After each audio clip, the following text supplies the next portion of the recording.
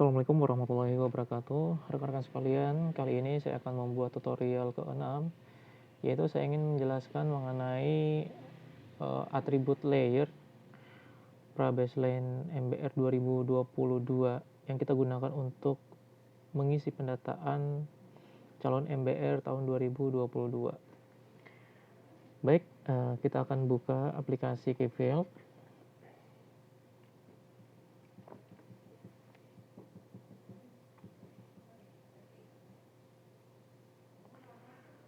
Oke.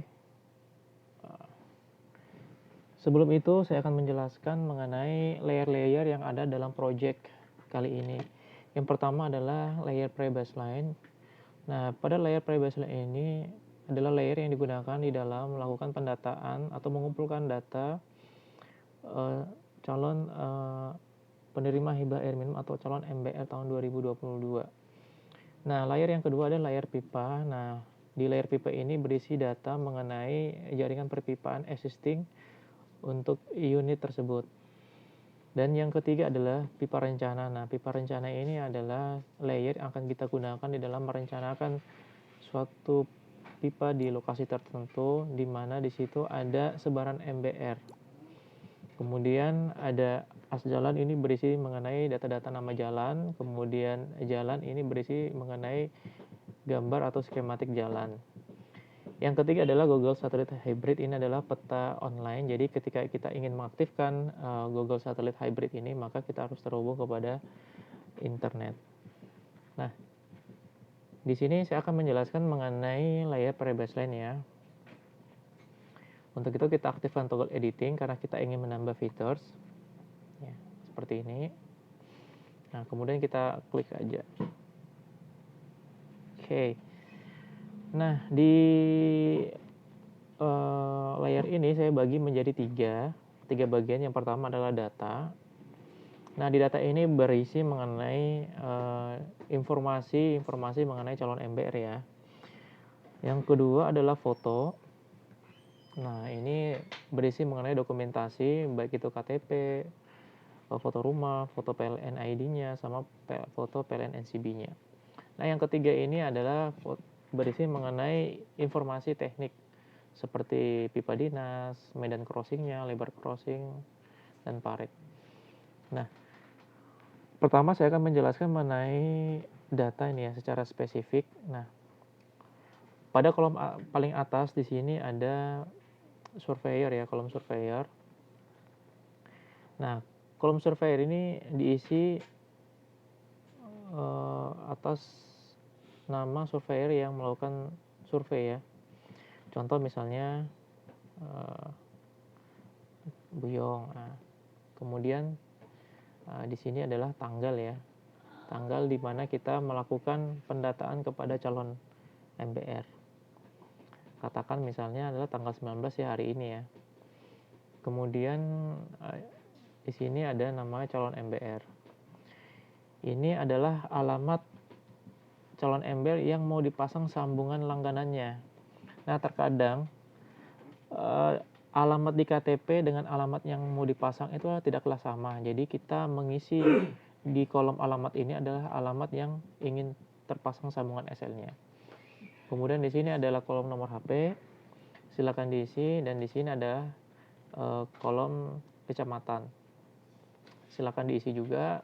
Di sini juga kolom desa, silakan diisi. Nah, di kolom listrik sini, di sini itu sudah ada pilihan, tinggal kita memilih saja apakah daya calon MBR itu di atas 1300 atau di bawah 1300 atau juga tidak memiliki sambungan listrik. Nah, di sini silakan tinggal dipilih saja.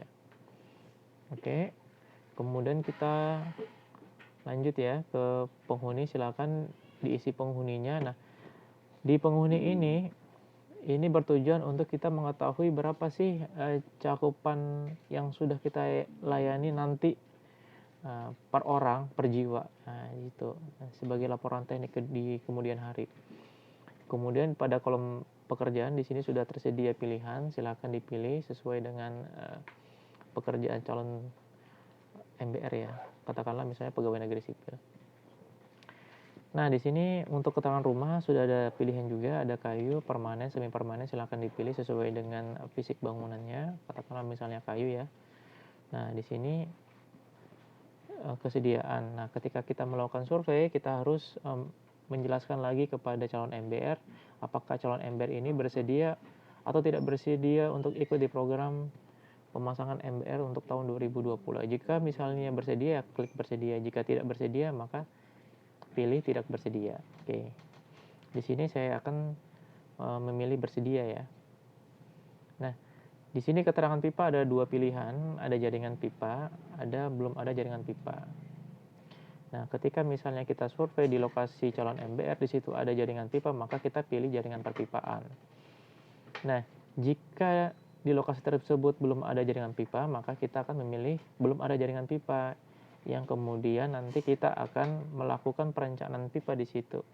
Diameter berapa dan panjang berapa yang dibutuhkan di dalam melakukan penanaman pipa nanti. Nah, ketika misalnya ada jaringan pipa, kita harus juga mengisi kolom diameter. Nah, pipa yang ada di situ ada pipa berdiameter berapa, katakanlah 63. Nah, ini penting juga untuk diisi karena kalau misalnya dia ada jaringan pipa, kemudian kita isi diameternya 63, maka ini nanti akan berhubungan langsung mengenai aksesoris yang akan dipakai untuk memasang sambungan langganan. Contoh misalnya klam. Jadi klam nanti akan menyesuaikan dengan diameter pipa yang ada di lokasi sambungan langganan tersebut ya. Kalau misalnya belum ada jaringan pipa, nah di sini ada dua pengertian. Yang pertama adalah satu, ketika tidak ada jaringan perpipaan di situ, maka kita akan merencanakan pipa dengan diameter 63. Itu yang pertama. Yang kedua, nanti setelah ditanam pipa 63, kita akan membutuhkan kelam 63 untuk melakukan pemasangan sambungan langganan tersebut. Oke, di sini ya. Jadi silakan nanti teman-teman mengulang lagi penjelasan saya mengenai hal ini. Oke. Kemudian kita beralih kepada status terverifikasi, tidak terverifikasi, belum terverifikasi, ataukah nol. Nah, bedanya apa terverifikasi, tidak terverifikasi, dan belum terverifikasi maupun nol? Nah, ketika misalnya saya jelaskan dulu dari terverifikasi ya. Nah, terverifikasi ini kita klik ketika kita sudah melakukan survei baseline dengan konsultan CPMU. Nah, ketika misalnya calon MBR ini lulus, maka kita akan mengubah statusnya menjadi terverifikasi. Oke ya. Mengubah status calon MBR dari belum terverifikasi menjadi terverifikasi. Nah, bagaimana yang belum terverifikasi? Nah, belum terverifikasi itu adalah kita sudah melakukan survei, data calon MBR-nya lengkap. Nah, kita statusnya kita klik belum terverifikasi. Tetapi semua persyaratan-persyaratan itu sesuai dengan kriteria untuk menerima calon MBR, seperti misalnya listrik tidak boleh di atas 1.300. Yang kedua, fisik bangunan dikatakan menengah ke bawah. Yang ketiga, tidak memiliki roda 4.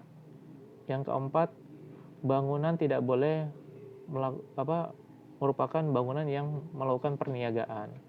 Oke ya.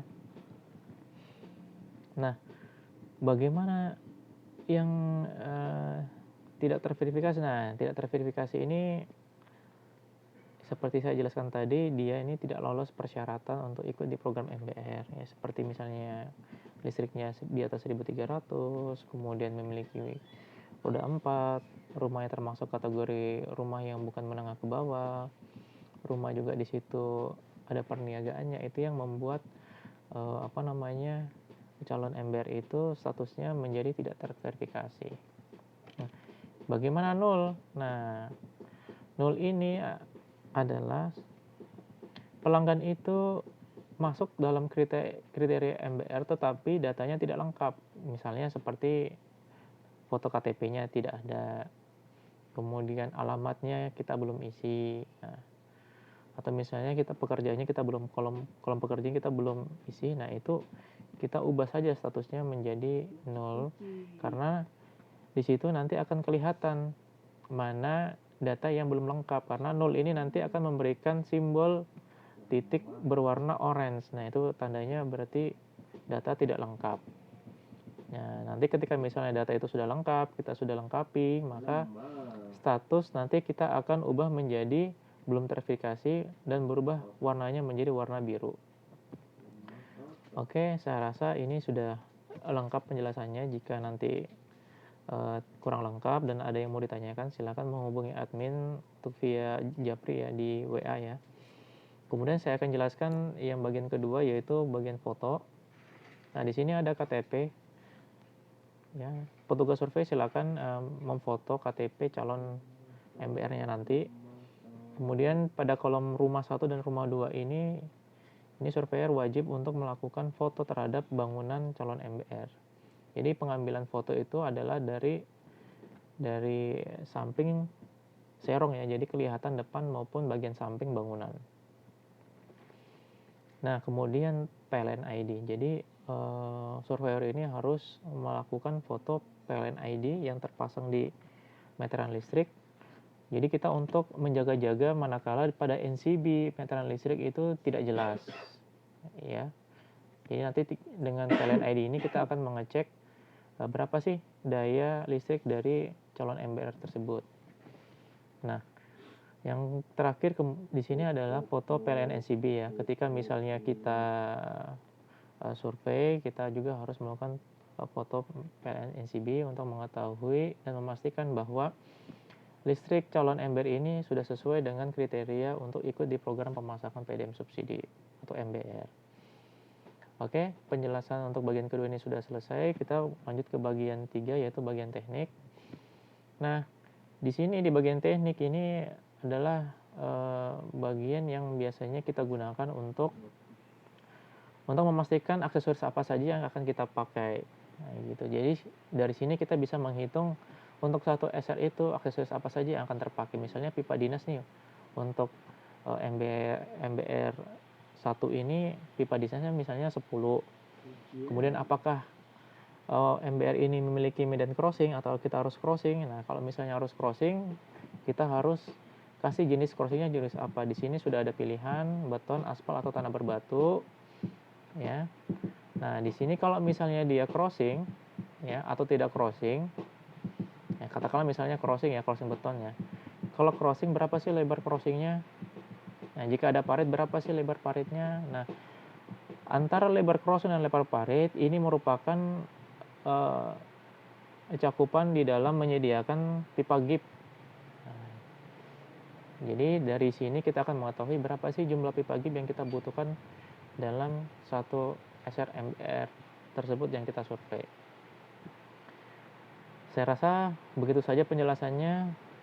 Jika memang ada pertanyaan yang ingin ditanyakan, silakan menghubungi admin secara japri melalui WA. Terima kasih atas perhatiannya. Sekali lagi saya ucapkan Assalamualaikum warahmatullahi wabarakatuh.